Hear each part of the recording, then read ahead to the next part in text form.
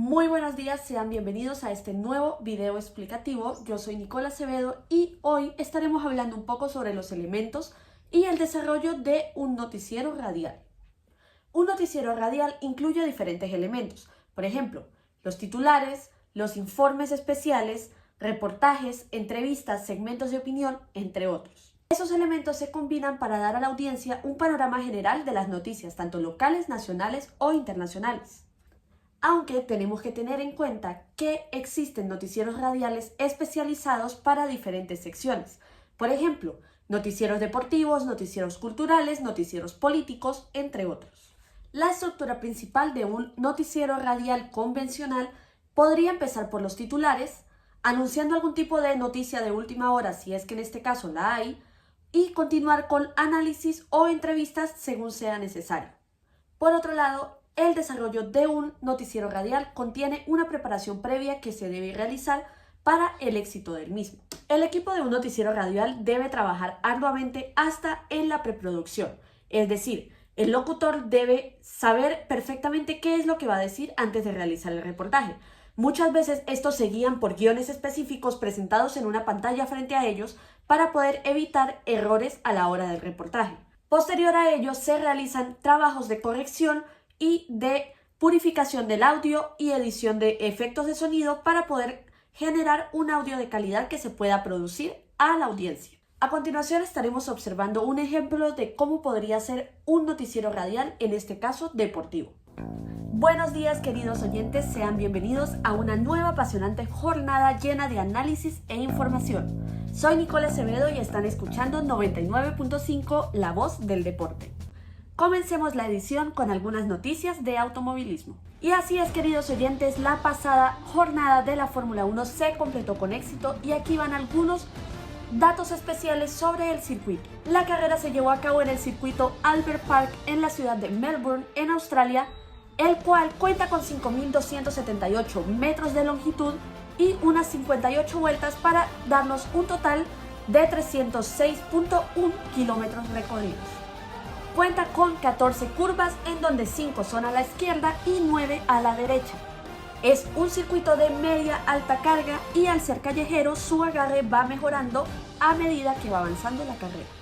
En 2022 esta pista recibió varias remodelaciones que ayudan al desempeño de las carreras y justamente en el Gran Premio de Australia del 2023 se batió récord por haber sido la carrera con más banderas rojas, sumando un total de 3.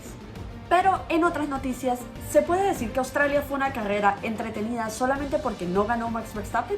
Para los que seguimos este deporte a detalle, no es un secreto la dominancia que está cumpliendo este piloto neerlandés en las últimas 4 temporadas. Pero es que lo divertido de una carrera no generalmente es quien gana.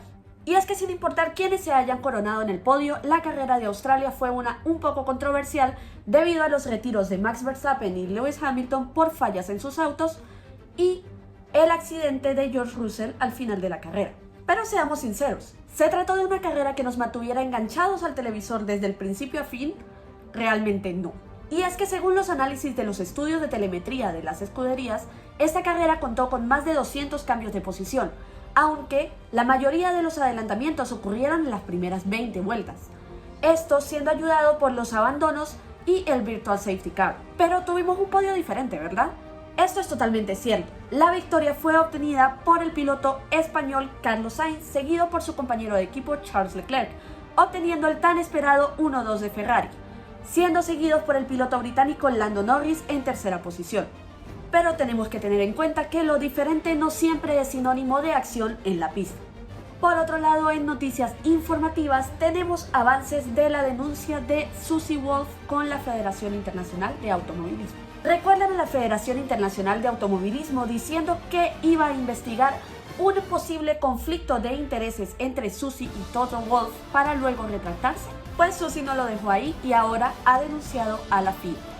Susie Wolff, directora de la F1 Academy, ha presentado una denuncia contra la Federación Internacional de Automovilismo por la investigación que habían abierto en su contra a finales del año pasado.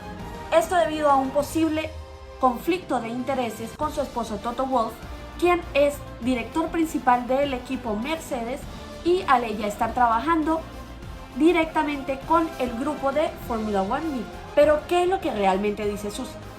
En su momento, ella había denunciado a la Federación Internacional de Automovilismo por intimidación y misoginia.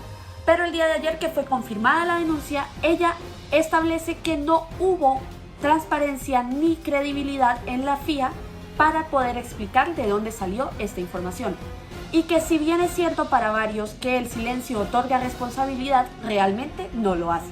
¿Ustedes qué opinan? Y habiendo desarrollado estas 3 noticias importantes del día de hoy, damos fin a nuestra transmisión agradeciéndoles por su sintonía y esperándolos de vuelta en la próxima edición de 99.5 La Voz del Deporte.